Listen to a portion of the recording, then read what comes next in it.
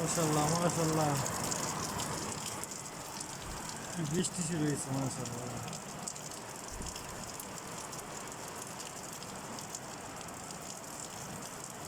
প্রচুর বৃষ্টি প্রচুর বৃষ্টি, আস্তে আস্তে রুমের ভিতরে চলে আসতেছে। রৌদ্র আছে আবার।